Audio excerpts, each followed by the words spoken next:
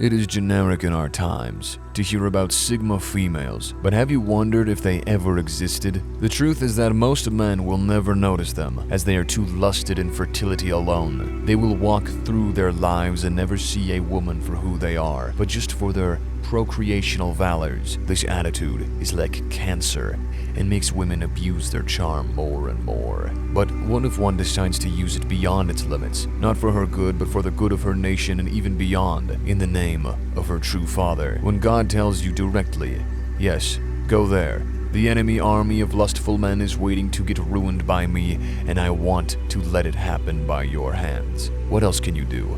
You are about to know what can happen when God wants a woman to step beyond their traditional role. God's world for females is most of the time all about supporting their males. But what if their males get everything wrong and are very easy to distract? Shall they follow them regardless? You may now be surprised, as God gives other ways to operate in our world. There's actually more than one way, how women can operate, and it will be justified. God sees whose heart is more open for him. If this is a woman, he will work with her, regardless of how he had set the things on the first day when he created you, a human. Let's see how it works.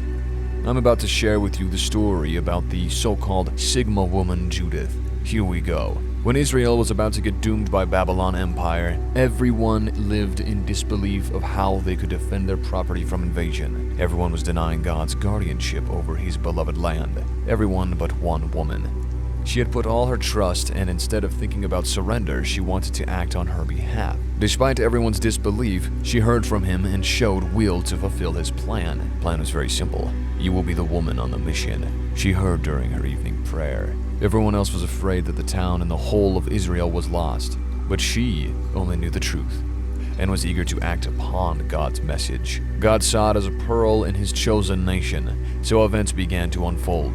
But let's stop for a moment. What she had to do as a female to win the war with the whole army of invaders? Nothing more than God likes us to do. Deny our body with fasting, pray, and do what all we know in our core is required from us. She went out with strong resolution to use everything she had to overtake the army of enemies. Very powerful one. Directly in depth, the enemy base. She had no weapons, nor she had any equipment. All she had was her beauty, a couple of cakes, and God's protection. Take a lesson here. Use everything that God has given you. Stop believing that you have nothing. And soon, you'll start to see yourself for your uniqueness. When you don't recognize your unique set of gifts, you can't follow his plan properly. By your gifts, you will recognize what kind of plan he has for you, and everyone else's disbelief, or if will get simply rejected. As her faith did not care at all about what other people thought about her mission, made her unafraid of a powerful enemy. She was nothing more and less than her power coupled with a deep relationship with God, because only he was the one that could change everything. Guess what happened next? She left the besieged city dressed in her best clothes at night and entered the enemy camp, pretending that she is a traitor.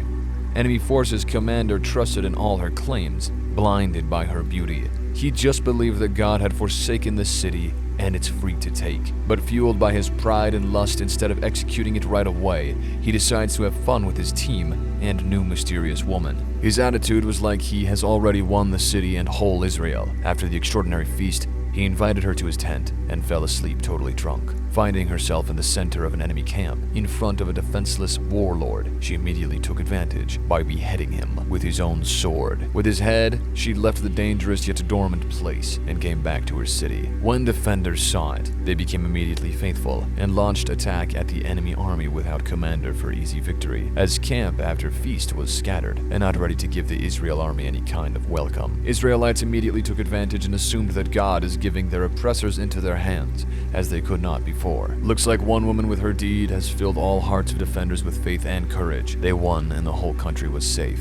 Our Sigma woman became a hero. She was respected in her city as a brave widow and pushed disbelief away from the hearts of Israelites for a very long. As you can see, Sigma women, or a woman that defies her basic role, is not something new. It was a thing back then. But back then, the heart filled with God's courage was the source of supernatural women. It had a good, solid root. Today, a whole world misguides them with pretending that they can get away with everything or by granting them rights that most of them should not have been granted. That result in attitude, how many bad things I can do and still get away with them, as they would live fully immersed in evil. That's a pity. I could go here with some more stuff like that. Any woman can interpret as it relates to her, but I'd rather share with you some proper story that could be more of an inspiration than proof of your own greatness. I will not give you a new way to justify how pride you feel about yourself.